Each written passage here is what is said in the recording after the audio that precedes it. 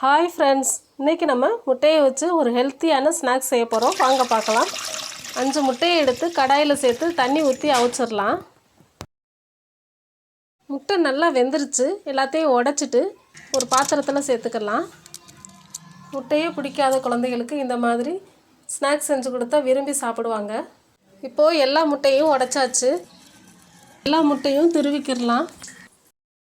இந்த மாதிரி துருவி ஸ்நாக்ஸ் செய்கிறப்ப முட்டை வாடையே வராது. அதனால் குழந்தைகளுக்கு ரொம்ப பிடிக்கும். அவ்வளோதான், எல்லா முட்டையும் துருவி எடுத்தாச்சு. இப்போ பாருங்கள், முட்டைன்னு சொல்லாத அளவுக்கு எவ்வளோ சாஃப்டாக பூ மாதிரி இருக்குது. இதுக்கு தேவையான மசாலா சேர்த்துக்கிடலாம்.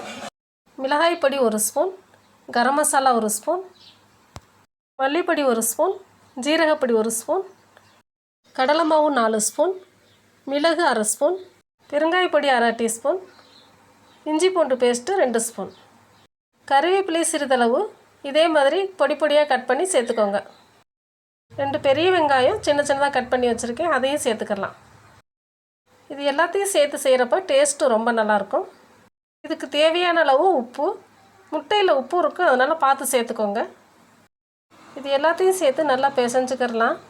கொஞ்சம் கொஞ்சமாக தண்ணி ஊற்றி ஒரு வடை மாவு பதத்துக்கு பிசைஞ்சிடலாம். தண்ணியை தெளித்து பிசைஞ்சுக்கோங்க, இல்லைன்னா தண்ணி அதிகமாயிரும். இந்த அளவுக்கு நல்லா பிசைஞ்சுக்கிறணும். பிசைஞ்சு வச்சுருந்த மாவில் இருந்து கொஞ்சமாக ஒரு உருண்டை சைஸ் அளவுக்கு எடுத்து ஒரு வடை மாதிரி தட்டிக்கோங்க.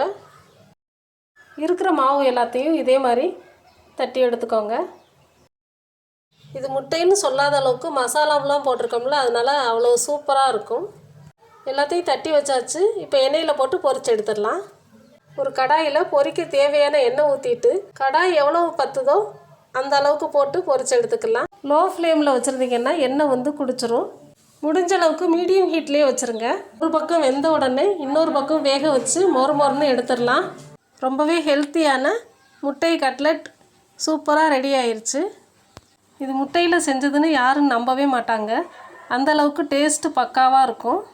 ஓகே ஃப்ரெண்ட்ஸ், இதே மாதிரி ட்ரை பண்ணி பார்த்துட்டு எப்படி இருக்குன்னு கமெண்ட் பாக்ஸில் கமெண்ட் பண்ணுங்கள். இந்த வீடியோ உங்களுக்கு பிடிச்சிருந்தா லைக் பண்ணுங்கள், ஷேர் பண்ணுங்கள், கமெண்ட் பண்ணுங்கள். மறக்காமல் சப்ஸ்கிரைப் பண்ணுங்கள். தேங்க்யூ.